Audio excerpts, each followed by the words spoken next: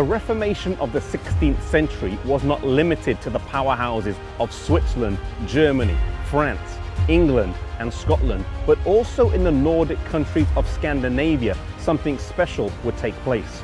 Whilst the fires of martyrs were burning all across England during the reign of bloody Queen Mary, and the Protestants in France were persecuted on numerous occasions, in Sweden and Denmark, the Reformation would unfold much more peacefully, and one could argue they had a greater proportional impact in each respective country. The story of the Scandinavian Reformation is inextricably linked to Martin Luther and the Protestant bastion of Wittenberg.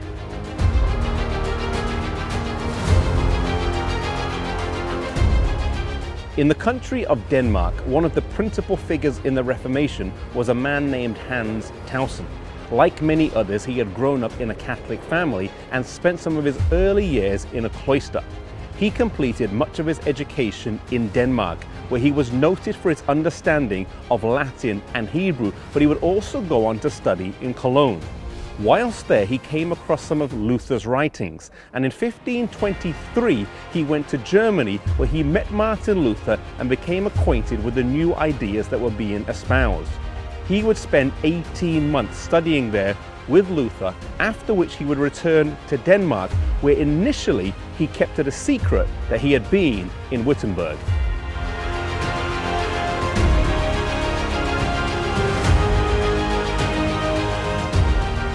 However, the good news of the gospel could not be hidden forever, and it was only a matter of time before his teachings were noted to be different from that of others.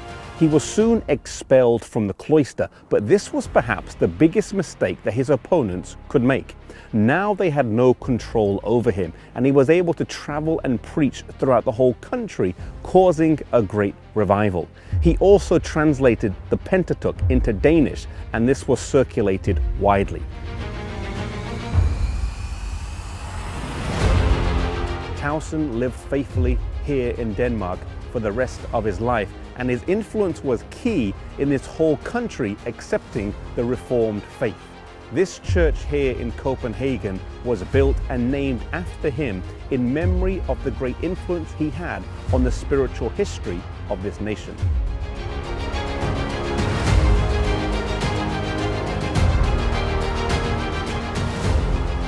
Around the same time as Tausen was causing a revival in Denmark, the Petri brothers were having a similar impact here in Sweden.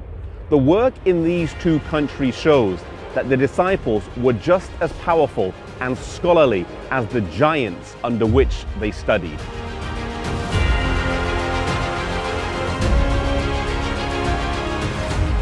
Olaf and Laurentius Petri, the sons of a blacksmith in Årebo, both studied at the University of Wittenberg, where they were influenced by Luther and Melanchthon. Olaf completed his masters in 1519, and they both returned back to their homeland of Sweden. They helped to translate the Bible into Swedish, and through their hard work at the Diet of Västerås, Sweden was declared Lutheran, the first country to do so.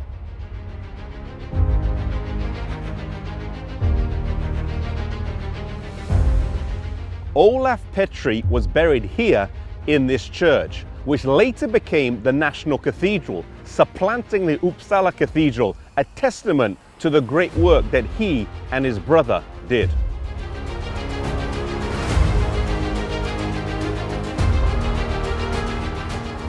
While it might have been easier for the Petri brothers or Tausen to live, study and work in a place like Wittenberg or Geneva, God had a better thing in store for them. Their destiny was to return to their homeland and preach the gospel there.